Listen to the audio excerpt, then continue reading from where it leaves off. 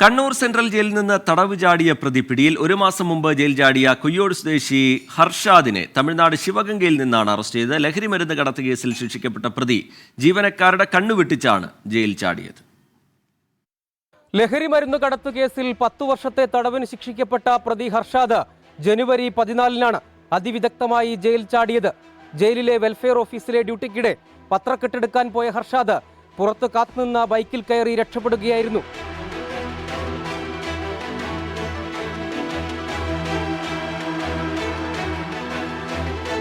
Kannavam police എടുത്ത കേസിൽ 2023 September മുതൽ ശിക്ഷ അനുഭവിക്കുകയായിരുന്നു ഹർഷാദ്.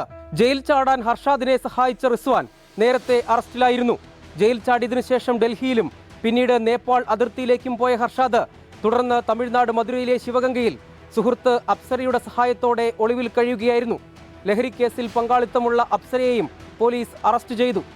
അവിടെ രഹസ്യ കേന്ദ്രത്തിൽ വെച്ച് ഹർഷാദിനെ പോലീസ് പിടികൂടിയിട്ടുണ്ട്, അറസ്റ്റ് ചെയ്ത് കൊണ്ടുവന്നിട്ടുണ്ട്. ഈ പ്രതിയെ ജയിൽ ചാടിന് സഹായിച്ച റിസ്വാൻ, അപ്സര എന്നിവരെ കൂടി ഈ കേസിലേക്ക് ഉൾപ്പെടുത്തിയിട്ടുണ്ട്.